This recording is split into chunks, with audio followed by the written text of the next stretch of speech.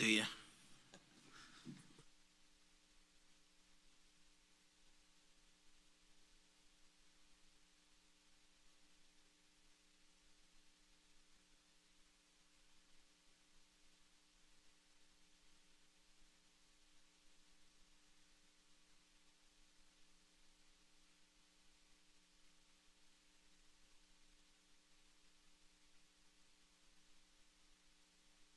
Very good. Okay. Smack, call to order. The Audit and Finance Committee meeting for August 19th, 2022. It is 2:32 p.m. We're in council chambers, and I don't really need to take roll call. Mr. Perkins is here. I'm here. Mr. Councilmember Fears is not present. Also, we have Adam Norris, Cindy Gray, Nancy Cooper, and Stephanie Harris, who I have not met before, and Mr. Green, our management analyst. So, have you had a chance to review the minutes, Mr. Perkins, council member? I have no corrections to add. I don't either, so you have a motion? I'll make the motion for approval of amendments. I'll second. The minutes are approved and passed. Anybody here have any carryover business? There's nothing on the agenda, and I don't think there is, but anybody have anything? Nope. We're cruising now. Mr. Green, management analyst items, project summary. Council members, what I did when we last met was back in May, and you gave me a list of projects to take a look at. And based on that, I got the indication that the IPL audit would probably be something of interest to start with.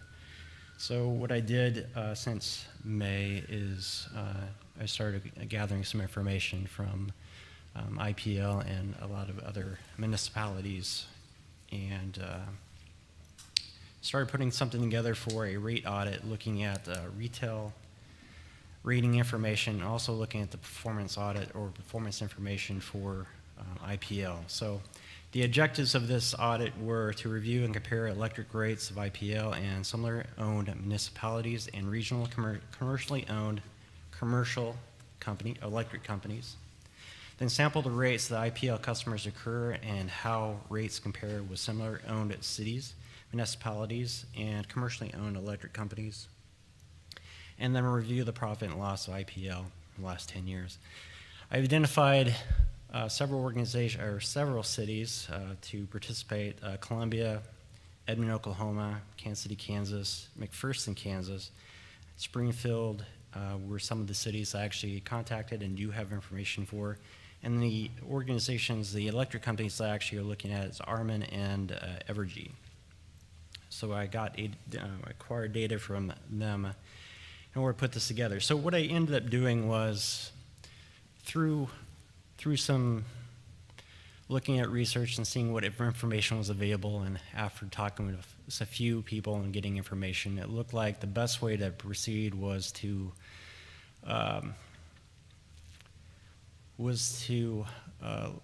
find some average information from utility rates, and then kind of just give the based kind of an average is what I could find from that. What I did provide you with in the summary that I gave you, although it was not provided in this agenda, was provide some of the information I've been working on. What you actually see on that first page, if you look on the second page, is what I did was all those municipalities and electric companies. I looked at information I got information from residential, commercial, and industrial.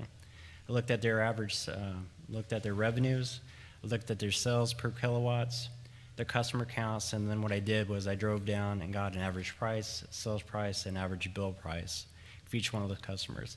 I did that for every one of those organizations.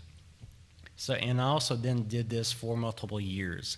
What you're seeing there is just a little bit. It's not the complete, it's not everything. So what you have in front of you is 2022 and 2021. What you'll see is that I don't have information for the last fiscal year yet for IPO. I am acquiring that. The other municipalities and organizations, I do have this information for. So this is what it sort of looks like to begin with. The next page you're actually going to look at is when I start comparing each one of those municipalities. And then you can actually see how Independence compares to Armand, Columbia, Edmond, and Evergy, and so forth. You can see how that information then compares. And then the next spreadsheet kind of gives you the next page, and then actually breaks down the information for you so you can actually see where we rank in regards to average sales. So that 1401 that you see at the bottom there is how much kilowatts on average that we generate from commercial, industrial, and residential, okay? And that's how we compare to the other municipalities. And then you can see in the chart there how we rank. We're, in this place, our 1401 is actually last among the municipalities that we're seeing. The next page, you can see that our average bill for Independence was in 2000, let's see, this is 2020 and 2019. Independence had an annual retail revenue of 118 million. We have average kilowatts of 0.1178, and our average bill was $165. And that $165 again is one unit. That 165 includes an average of commercial, industrial, and residential, okay? So it's all grouped together. So when one of those customer units come in, that's how much money we're generating, $165. Whereas you can see at the top part of that, McPherson, their average bill for all those, one unit, each one of those, is $508. So again, that's on average. So it kind of gives you an idea what I'm looking for and how I'll present the information later on. The next page then actually shows you where we rank in regards to average sales per kilowatt. And again, 11 cents per kilowatt. And that average is the most in 2020 and 2019. You can see that Independence was actually on average generating the most per kilowatt hour, okay? Even though our bill is not the most, all right? And then in order to make sure that each one of the organizations are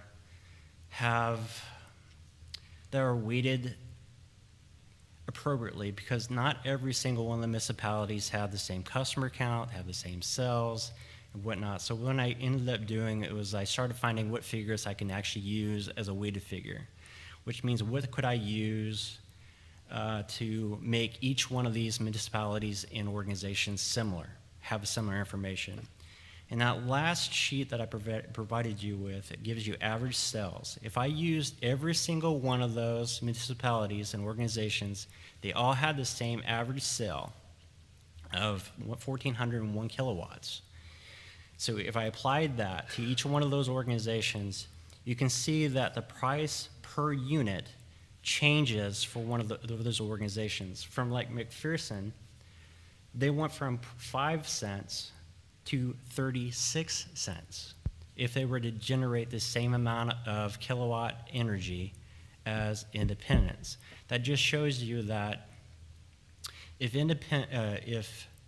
McPherson was to try to generate at the same mix of customer accounts that we have, 91% residential, 8% industrial, and 1% industrial, if I said that right, I don't know what I said. Yeah. If we generate each one of those at the same level, their rate increases in order to maintain the same that we have.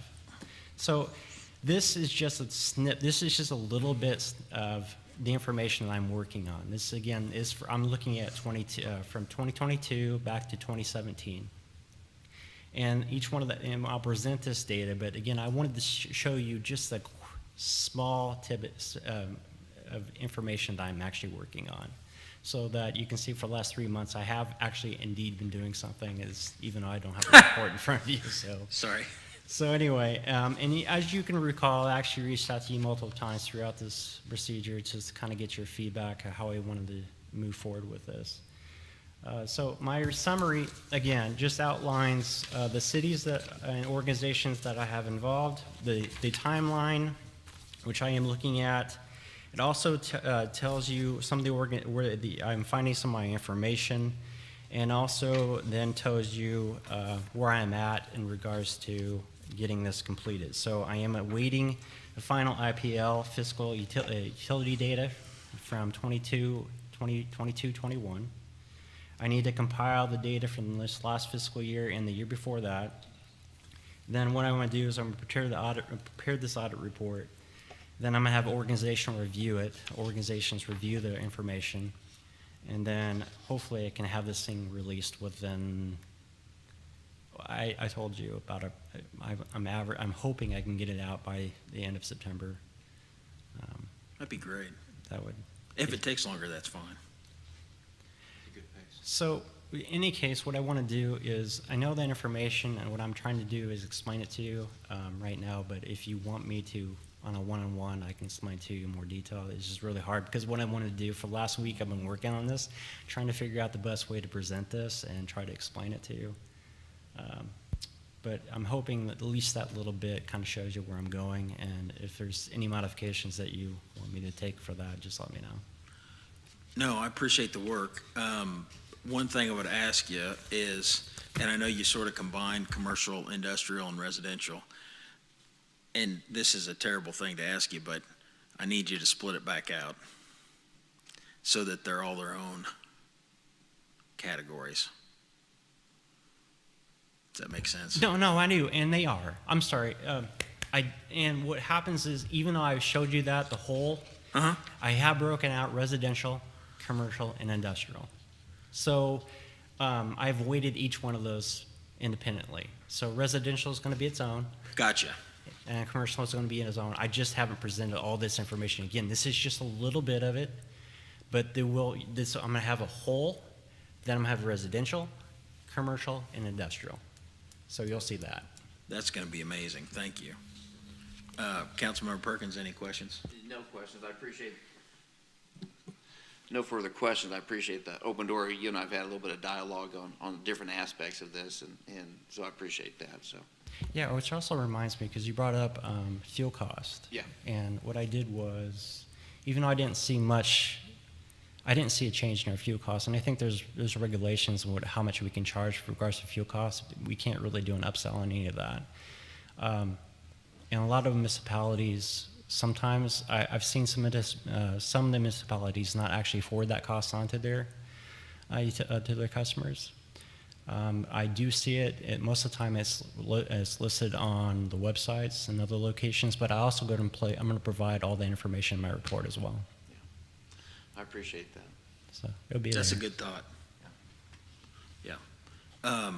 No, Mr. Green, you're headed in the right direction. I'm excited to get the big monster, and we'll give you plenty of time before our next meeting. Hopefully, if folks are able to get you info by then, you'll have a complete thing. But this is a really, it's a good taste and a good start. So thank you very much. If you ever have any questions, as you know, you can reach out to me or any of us on the council, and I'm assuming you've had good access with staff and city staff and folks that you need. Yeah, everybody's been accommodating. So Wonderful. Yeah. I'm not surprised by that. So, okay. Thank you very much, Mr. Green, unless there's anything else. No. Nope. Ms. Gray, monthly financial presentation? Yes. In your packet, you should have the financials for June, as of June 30th, 2022, which is our year end. It is very preliminary, just so you know. That's why we water stamped it preliminary. We still have a few adjusting entries, capital assets, deleting and adding of assets, as well as some true up on accrual entries. And so it is preliminary, will not be completely final until the audit is completed, which will be by the end of this year. So, and we'll go through all that of what we have left. So a couple items to note on our financials: the general fund, which is on page 1 of the financial section. Some positive news: sales tax is up from our budget by 7.03%, and it is also up from last year by 8.9%. So sales tax is actually higher. Fines and forfeitures, however, are down. And that's mainly due to the passing of that Senate Bill number 5, which does not, which prohibits the issuing of warrants to minor traffic violations. So, It also, either before that or part of that, they capped the dollars that you could collect on anything, which includes Yeah. amendments, which is where cities make their money. And I actually was talking to our city prosecutor briefly about this, but cases are down too. So, plus we're down officers, so it's cumulative. yep, all goes hand in hand. License and permits are actually up by 30%, and they are over the budget, but only 9% over last year. So the budget was off just a little bit, but we're still up from last year. There's another item, the city council expenditures are up, and those are due to 2 encumbrances that were put in at the very tail end. And those were issued to Bi-State Corridor Study and one for the On a Roll Working Group. Those were items that the former mayor had requested, and so those were put in so that's what makes that one go up. The market value, another issue, not really an issue, but it is because of the economy. The market value adjustment had an overall negative impact on funds of approximately $6.9 million. Again, it's not a budgeted item. It's as of June 30th, 2022. It's whatever the market value is if we were to sell sell everything. Just wanted you guys to be aware of that. That item is actually shown on the financials below in the unassigned fund balance at the beginning of the year. You'll see a line item that says year-end investment market value adjustment, and that's where that is located at.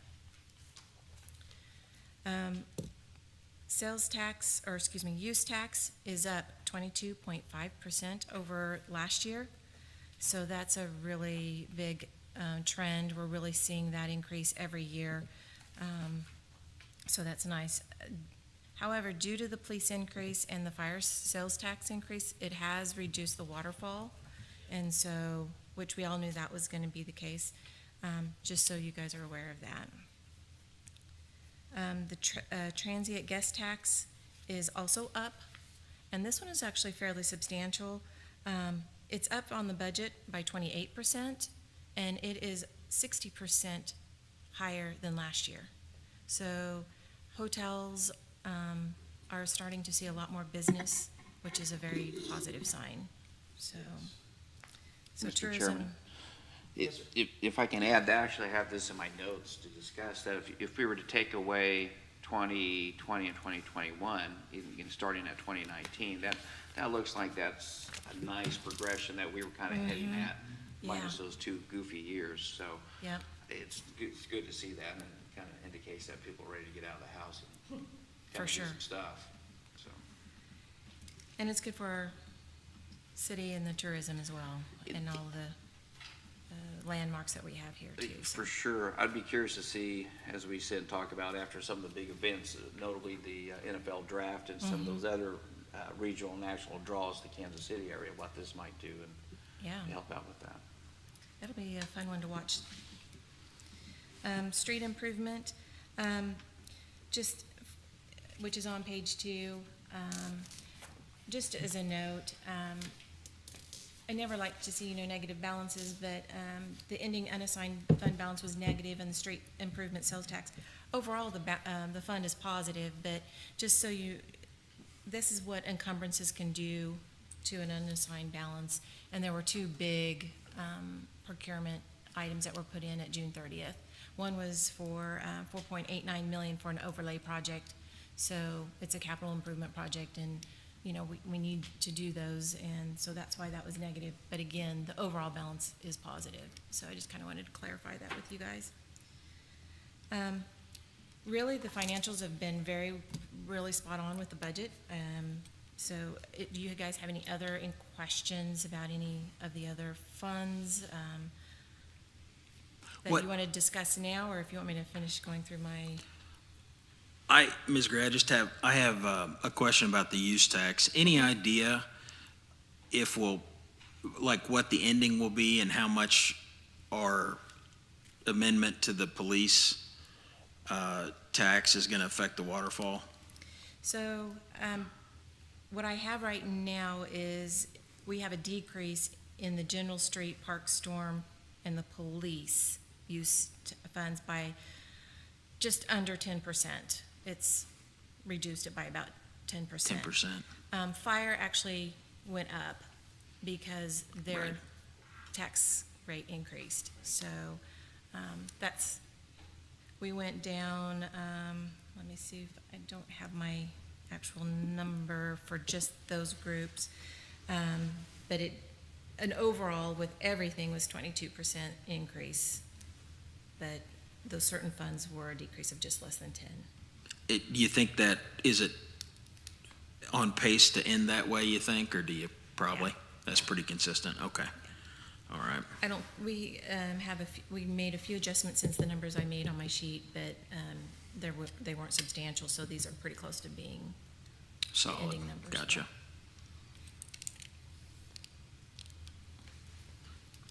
I'm not sure exactly where you are at this point, so I'm playing Okay. catch up. First of all, my apologies for being tardy. I gotta learn how to read a calendar a little better, I guess. I'm dealing with too many calendars is my problem. So I'm trying to get there, but, I think you're on, where you're reviewing the reserve balances. Is that roughly where you are? Or, No, Nope, you passed that. we're just making some points of good things and a few negative things, and Okay. then whatever else you guys had questions on. All right, well, let me ask this question, because I'm looking at the page with the reserve balances per policy, and I'm just curious that many of the policies are between 5 and 16% of revenues, which is a pretty big range. It's an And either or. it's an either or? Okay. So if it's a 5% policy, it's a fund that typically does not have any salaries associated in that fund. The 16% is for those funds that have salaries that would be associated with it. So it's an either a 5% or a 16%. Okay, that's helpful. Because I was thinking there was a range of 5 to 16, and again, this is my learning curve that I'm trying to run here. But okay, well that's helpful information, because I wasn't really following some of that. So, all right, I think that answers that question. So, all right, thank you. No problem. The next thing I wanted to touch upon, just to give you some updates of things that are coming forward. The audit, obviously, is started since we're at year end.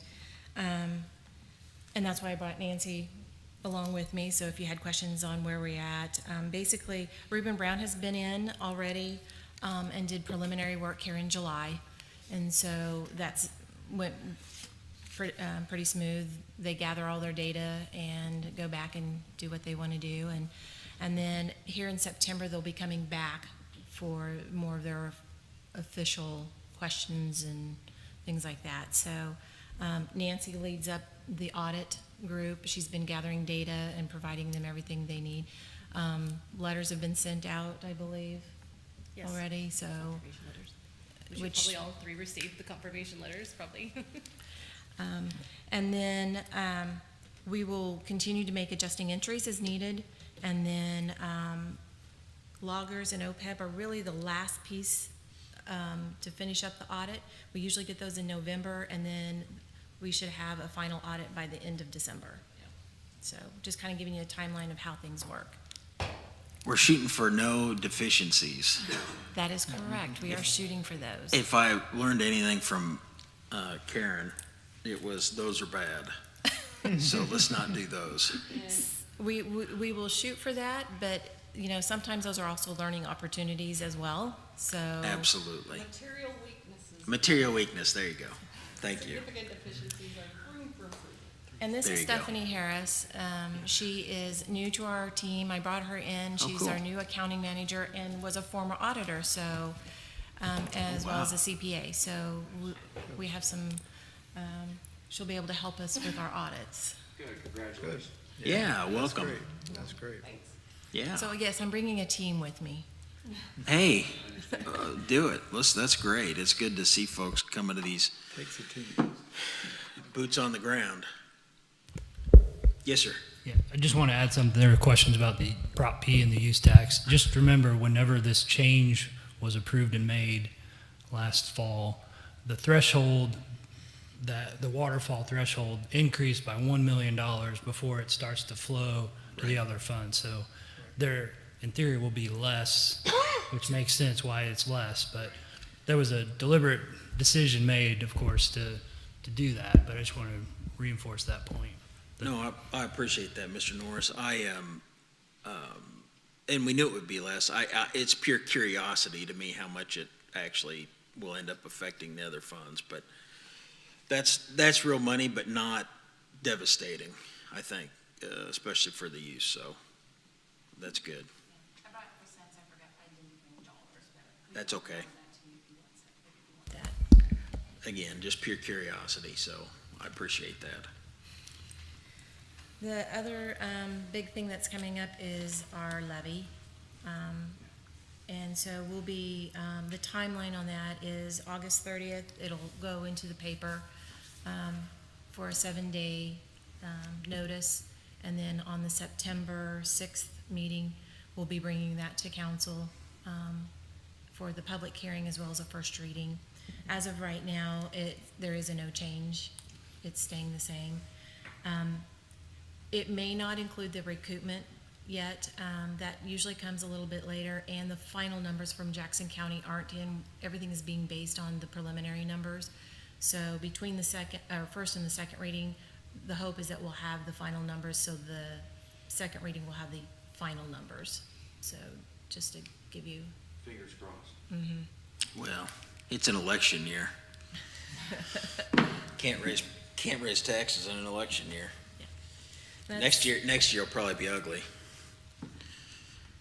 And that's Not our up to us. Gonna let that one go. Yeah. As of right, those are the highlights of the financials, things that are coming up. And so if you have any other questions, we'd, be glad to answer what we can. Gentlemen, have any other questions? I think I do, but I gotta find them here. Take your time. I had clipped off my note here on that, and you had asked about the, so Cindy, I wouldn't mind, not necessarily this time, but next time, instead of a percentage amount, just see what that dollar amount, what that real number is. I actually have it at Oh, my yeah. desk, so. I can also send it to you by email. Sure, that'd be fine.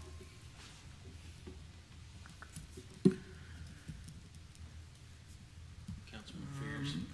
Okay, I was looking at the Event Center Debt Service page, and I was just wanting to understand how the ending available debt resources are negative 3.9 million. I'm not fully sure I understand how that all works. And so I just wonder how we operate the event center debts. Is this, since it's debt service, is a negative a good thing? Or maybe just enlighten me here a little bit. So part of this is coming from capital improvements. So we've spent capital improvements, which are an expense, so that's a good thing. And we also have a 1.8 million encumbrance that was put in fairly late as well. So it's okay to operate in the negative, as it will work its way out, but as of right, it's not of concern right now. Okay, thank you. I was actually over there, and they've done, part of the capital improvements, they repainted and refloored the training rink or the public ice rink, and they got new screens in the main area, including the circle video screen that goes around the top, and it's really quite a bit nicer. I think they had some new sound things coming too or something. And if I remember correctly, the encumbrance, I think, is for some new seating, Oh, okay, good. I believe. I know supply chain they mentioned that was an issue, but, so. Yeah. And I think at some point they're gonna repaint it totally, but maybe that'll be next year.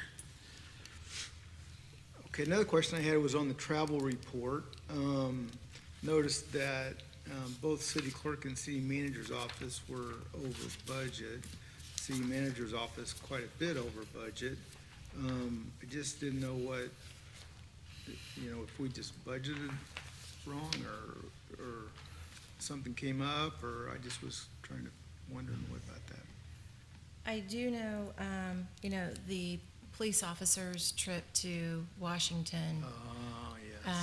I know, That's I where that believe, would have gone. Zach, I believe, also went on that trip, and I think that was an unexpected trip that, That's true.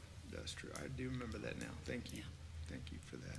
Yeah. For anybody listening, the council actually approved that travel. I'm not sure if it was over the 50,000 at the time, but it was significant enough that I they do brought it to us. And then, I'm down on the last page, American Recovery Plan funding, and, was looking at the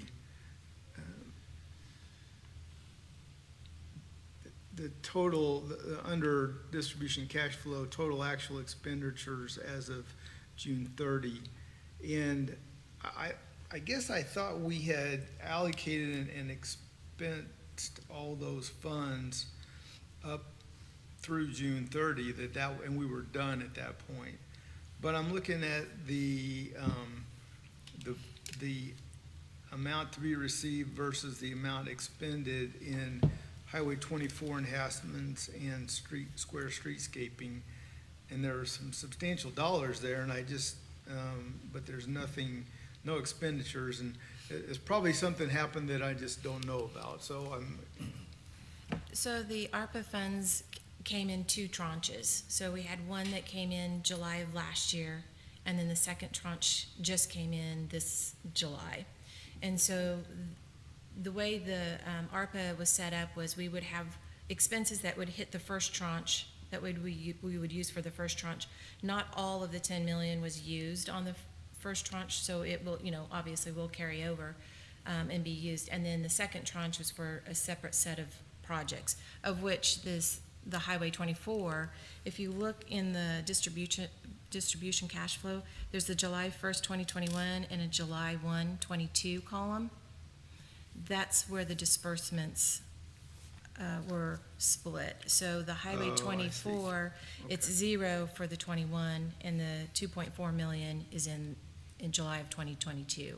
okay, all right, that clarifies it. I was just, We were trying to split up what we would use for the first tranche, and then have the separate amount for the second Sure. tranche. no, that makes all the sense in the world. I just want, the only other comment I really had was a good comment, and that was that, or a question, not a question, but a comment, and that is that I did note that the general fund, ended the year about 600,000 to the good. That's a good thing.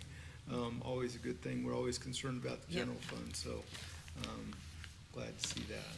And that's all I have, Mr. Chairman. Thank you, Mr. Fierce. Mr. Perkins, you come up with anything else? No. Okay. Ms. Gray, thank you very much. Appreciate you stepping up and handling this, and thanks for bringing your team. Now, Mr. Luce, and I can't believe I saw your name, I got all excited, Ron, and now, then I ignored you for half the meeting. Usually we let you go first. See, you gotta turn your camera on, and then I'll be reminded. Tell me you found us some software, my man.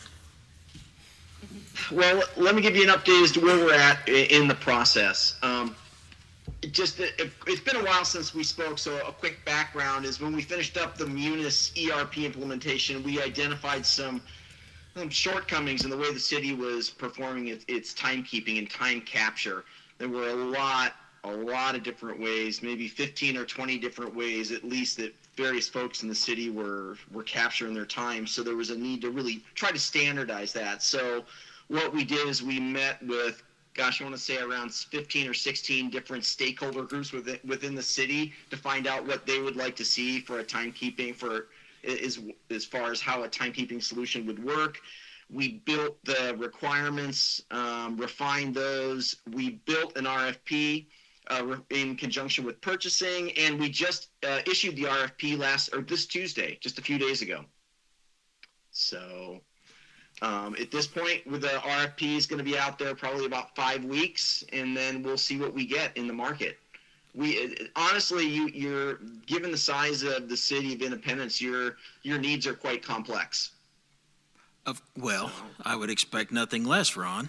Maybe you're finally learning how Independence operates since 1849. Yeah, and so in any event, I believe that right now our target is we'd like to get the finalist vendors vetted probably, I want to say, by November, December at the latest, and then once we get the finalist vendor, work through the contracts, the statement of work negotiations, I anticipate that to be done the first quarter of 2023, and then the implementation would start. That'd be fantastic, man. Do you think, based on the RFP, are there multiple products available that will work? I mean, are we going to get a decent amount of 2 or 3 or 4 folks that can do this or more? Well, we did our best to scare a lot of them off. We had about 120 unique requirements, and then we actually had attachments in there with like scenarios and here are specific things we need you to do to be successful at the city. So I think the response may be limited. I'm hoping to get 3 or 4 vendors. That'd be fantastic. And this is sort of more a question for Mr. Norris, and I don't mean to surprise you with it. Can we standardize more of our timekeeping across these timekeeping divisions? I mean, they're not going to want to, but can we or should we? Yeah, that would be a tremendous goal for us. Yes. Gotcha. 120 requirements for timekeeping seems a little obtuse. Yeah. It's Okay. not bad. It's not bad. It really isn't. This would be, I mean, you think of functional requirements, there could be literally 1,000. This is like things that are really important for the city. And like I said, you're complicated, which you're not surprised at. So quite a bit going. I'm assuming there will be this will finally all be all digital, so we'll be able to switch everybody over. Now, are these, do you think these will be the type of programs that have an app or something where people can use a phone and do their time and all that stuff? Yes, that's correct. That's definitely part of the requirements. We need a robust mobile application. So that's part of what we needed, and it's in there in multiple places, and that's it's key because you have a lot of people that are all over. We'll need the ability to do it from a computer, from a desktop, from a laptop, from a mobile device, and it needs to be secure. That's fantastic. Is there, and now I'm going to get a little bit greedy, is there anything else that's in there for like expenses or mileage, or do any of those things come with this, or will this be pretty much strictly timekeeping? This is pretty much timekeeping, right? Okay. There's a little bit of scheduling. We originally started when we were scoping the project, we were going to include full scheduling functionality, but some of the other teams, I think Fire had already purchased a scheduling solution, so we have some minor scheduling functionality we're looking for, but for the most part, it's pure timekeeping. Yeah, okay. Yes, Ms. Since Gray. this went out, and Ron, this is probably news to you as well, we've already received 1 response back with questions, so that's good news. We have at least one Somebody's response. interested Yeah. until they get the answers to their questions. No, this is fantastic, man. I talk about Karen DeLucci a lot. She was a huge fan of yours for whatever reason, and no offense to you at all, but she would be thrilled by taking steps to get this a bit standardized and more accurate. She would be thrilled by that. This is really important to us, Ron, as you've probably seen or heard. So I'm happy with that. Do you guys have any questions for Ron, gentlemen? Glad we're moving forward on track. No, I don't think I do. I'm assuming well, maybe I do have one question. I had heard from another source that we were trying to line up everything except for fire because fire was too different. But maybe that was with Munis or so. So this would include all of that, including fire. Is that correct? Well, as far as timekeeping, yes. And fire's a little complicated because fire and police, public safety, they have very unique needs, but that typically revolves more around scheduling than timekeeping. Okay. And I know the solution that fire had selected for themselves, CrewSense, they may also do a little bit of timekeeping too. So we're going to have to decide with integrations and where, like say we have a new timekeeping solution, where's the line going to be between that and CrewSense, which is what fire uses for scheduling, and maybe police. So we're going to have to see where everything fits together because there's different places where the software can fit together, and that's going to be really important.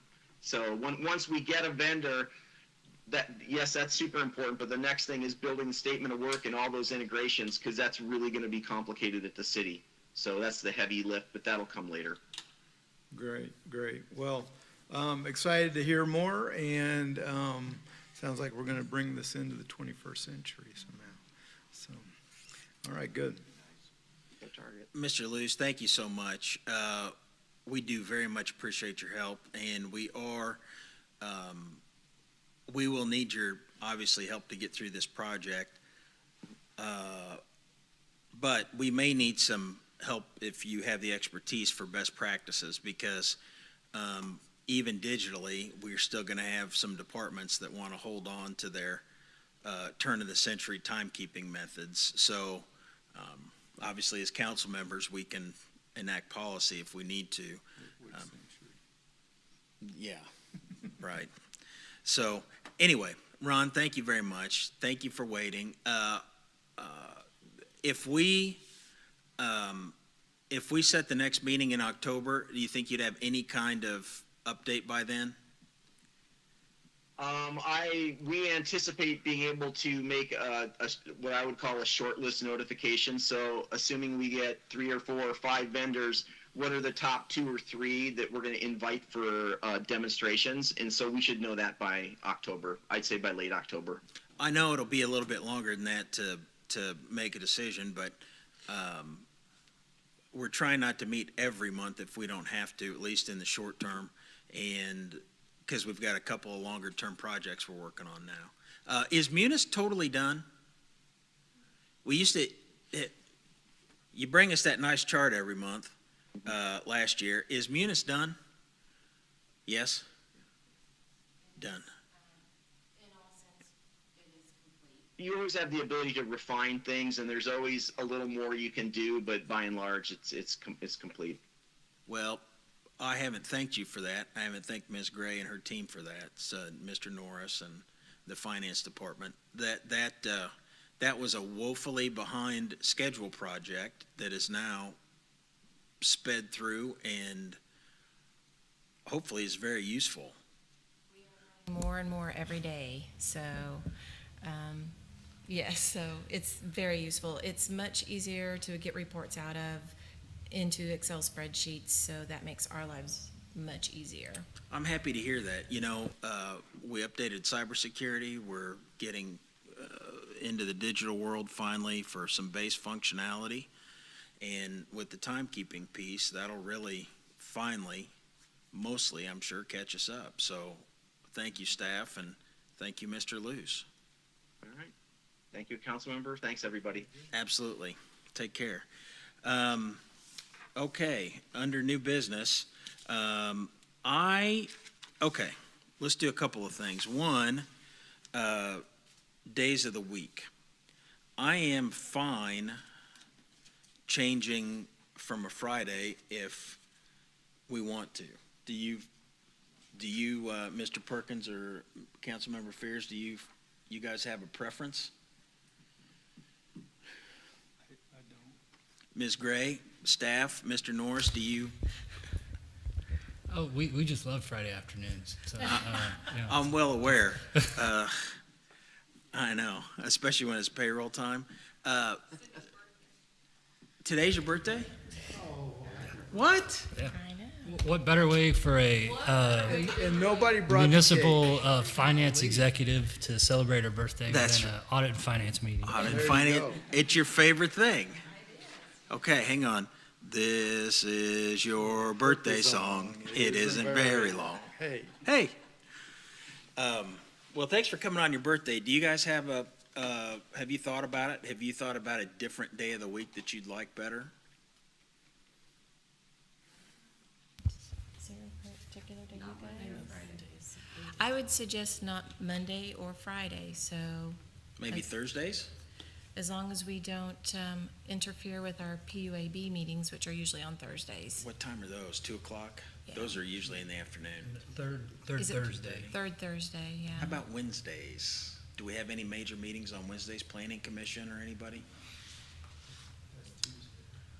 Yeah, I think we're okay on Wednesdays. We And can look at the calendar, city calendar, and see Wednesdays. Yeah, What do you and think? it would be helpful if it was the fourth week for finance. Okay. Because we The try to election have time. our things done by the 15th, and sometimes that puts us into the third week and makes it really difficult for us to get the See, this is- financials to you. So the fourth week works best for us. So we'll take a look at the fourth Wednesday, gentlemen. You have any issues with that, Mr. Green? The day, can we adjust the time to possibly 3 o'clock? yeah, that way I could get here on time. We're gonna put, Kim, you'll need to put 2:30 on for Jared's calendar, so we can get him here by 3. Wonderful. So I'll tell you what, we'll shoot for the fourth Wednesday of each month,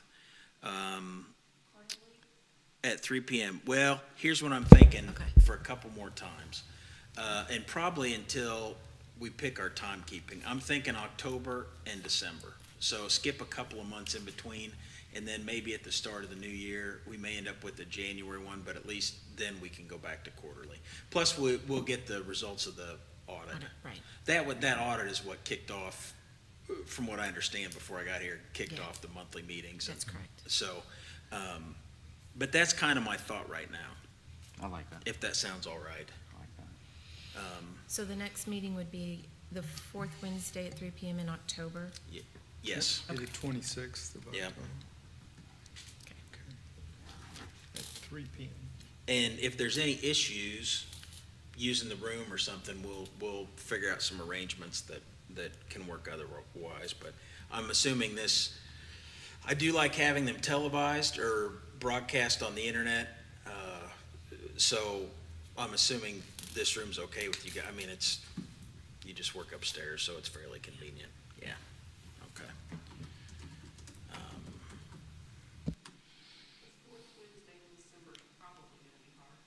Well, we might skip that one. Or we may have to Yeah, move it we're up. not gonna have a meeting the week of Christmas. So we might do October, and then maybe we'll do October, and then maybe do January.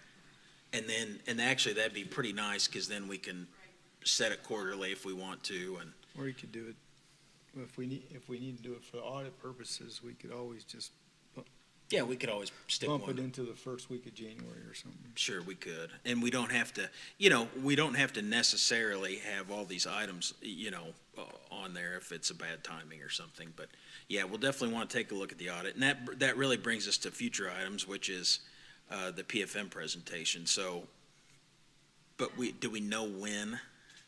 They couldn't make it. Oh, that's right. They were doing the monthly or The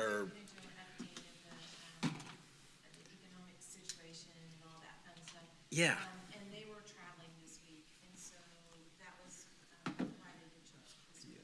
So they were waiting to see when our next meeting was, and then we'll Consultants, schedule investment, that next meeting. Yeah, October would be good. Yeah, they do, Jared, they're consultants on our, investment accounts. So we usually get they've gone up this much or down this much and what the market looks like and that kind of thing. Although, we just started really doing that. Mr. Kidney was doing it, but then he said, if we want to geek out, we can bring in the experts. So I said, let's geek out. So you'll love it. It's Yeah, good no, stuff. it sounds It's good. really I'll- good stuff. I'll look Yeah. forward to that. So we'll sure. let them know October 26th will be the potential date. of the next Wonderful. meeting. And if you can, obviously, Ron Luce, if Yes. whatever you can bring us on the, And on if the Ron can't be here, I'm on that committee, so. Ron will be here. Yeah, well, hopefully he will be. No, if he he's will not on be. there. Okay, Or I'll we'll let go- him know that. I'll tell him that visit him you. in Seattle. I'll take a camera to him. We can't have a meeting without Ron. It's heartbreaking. Okay, does anybody else have any? I have a question. Yes, sir. Since we're gonna do, skip months between meetings, I think I just have a question relative to the financial reports. And that really is what's the best way to obtain those? Is the best way to, should you email those to us or is it best to just go to online and look, or I'm not sure. Because I never know exactly when they're done, and so. Yeah, generally, our timeline is posting those on the website the 15th of every month. That's the target. Sometimes something comes up and it's a little bit later than that, but that's generally a safe bet. So I just talked to the PUAB about this yesterday. You can get to the financials with 3 clicks when you go to the city's homepage. So you go to the departments, finance department, and then there's financial reports, and they're all right there every month. So. Okay. That was also a Karen thing. She made them email them to us even though they're available online. So they've been doing that as a courtesy for a while now. I like that because So do I, 'cause it's easy. Because it prompts me, Yeah. but How about we go ahead and send those when they post on the website? We'll send a link and that'd be wonderful. Okay. Just as a tickler and that way it prompts me to go and take a look. So I look forward to the 15th of every month. I just can't wait. So. you bet. Okay, if there's anything else, Mr. Green, Mr. Norris, Ms. Gray, Ms. Osborne? I can double check with the court administrator, but I believe the last stop is 2:30 on Wednesdays, so we may have to bump to 3:30. If we do, just go ahead and make that change. So far, our meetings are going, right at an hour, maybe a little bit shy, so that, if that's okay with you guys, Yeah, or if we did 3:30, is that okay, or 3:15? yeah, that's perfectly fine. Okay. I don't intend to have 2 or 3 hour meetings, so that should do us pretty good.